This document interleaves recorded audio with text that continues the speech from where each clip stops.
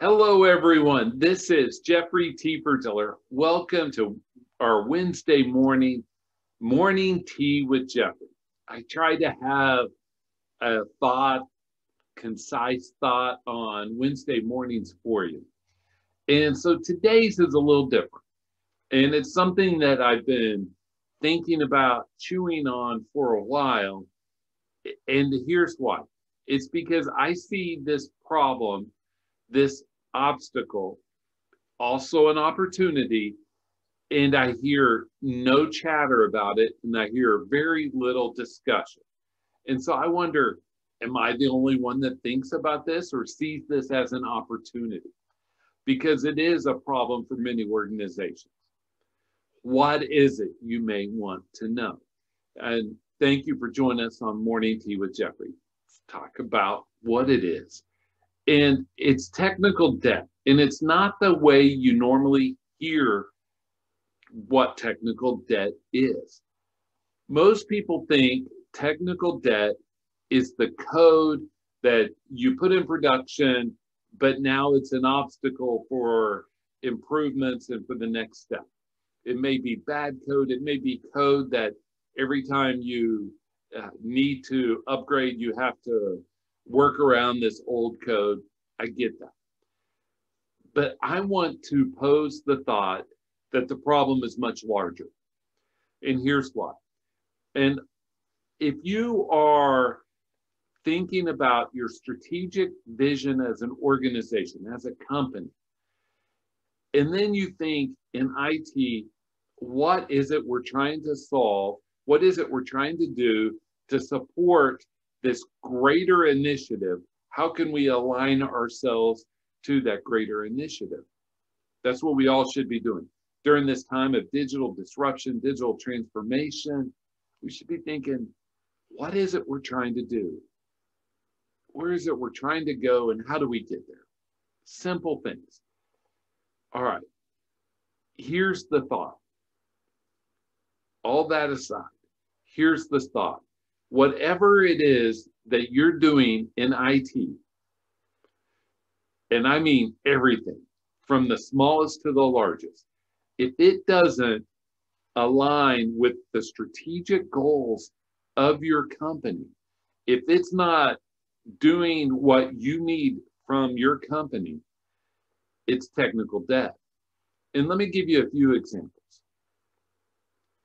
If you are moving towards a CRM solution like Salesforce, everything you have that is managing customer information, customer contacts, all of that sort of thing, whatever you have there, if it is not retired and decommissioned, it is technical debt. It costs you money. Think about those applications like most companies have a ton of business intelligence applications, BI. They have Tableau, they have SAS, they have Power BI, they have all those, right? Because somebody a long time ago bought those. And now you are maintaining multiple BI platforms for one person here, two persons there, 5 people over there. And it's costing you money. And this is technical debt. Because let's say you have one person that bought SAS VA and they did it 5 years ago. They're no longer with the company, but you're still paying maintenance on the software because you're still under contract. You need to get out of the contract, A. You still have the server. You still have the Windows license and for the server and the database. Think about all the costs for that one SAS VA that you don't have. And that's if you had the on-prem. If you had the SaaS, it's a different problem statement. But you have these all over your organization. You have applications that are no longer strategic. They were once strategic to your organization. Now they're not. What are you going to do about it? Because it is technical debt. You have areas of your organization, including people, including processes, that were once strategic but are no longer. You have to be able to cut that stuff loose, to be able to reassign those resources, that people, those people, the processes, the technology, reassign those to an area that now is strategic to your organization. I have preached long and hard that organizations that come out of this time, this pandemic, this economic crisis, the ones that come out of it great will be the ones that can leverage their people, their processes, and service management is an accelerator. We'll get to that in just a moment, and their technology. And the only way you can leverage all of that for your transformation is by focusing those resources on what matters, right? Because you have to be focused on what matters. If you are not, you are now putting resources towards things that don't matter. Imagine in your personal life if you did that. You would think, that's crazy. Why do we do it? Why do we do it professionally? Why do we invest in things that do not matter? It's because we have this legacy mindset, this fixed thought that we can't get past. And think about, just because we made that decision a long time ago to use Power BI, for example, doesn't mean that we're locked into that decision forever. Every day is a new day to make a new decision. Consider that. And now let me come back to the service management piece.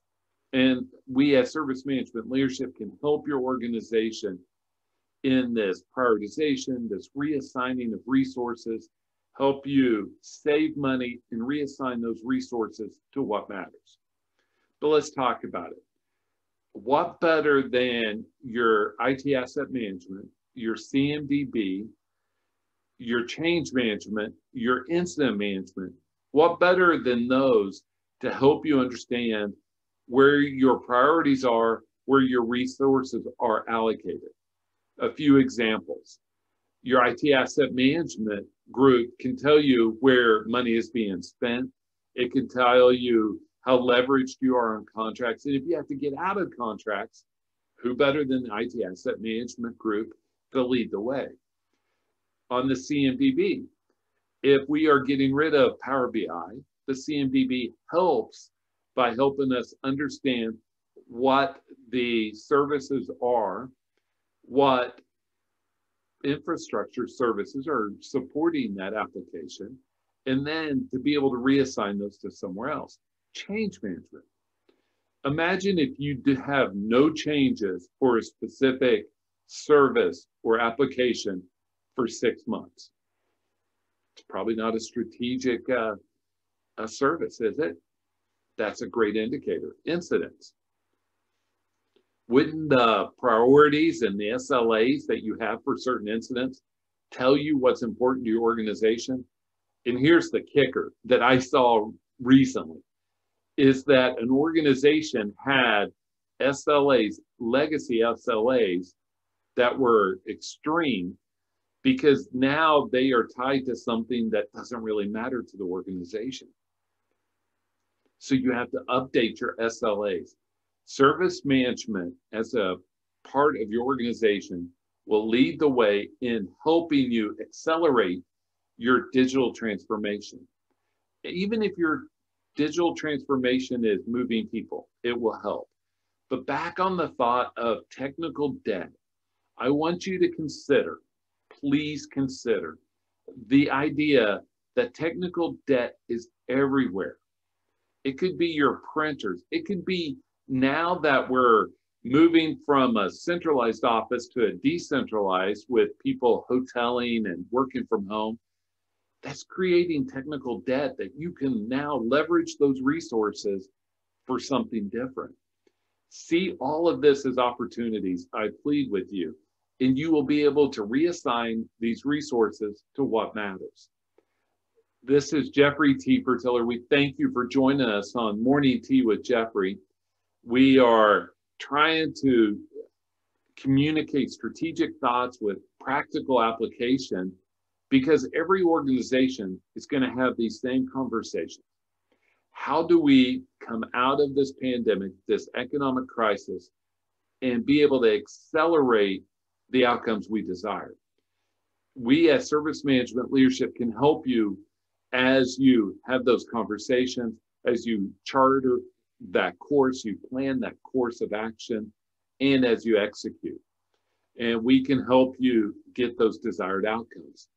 We thank you for being part of what we do. Please follow our company page on LinkedIn, subscribe to our YouTube channel, subscribe to wherever you listen to podcasts.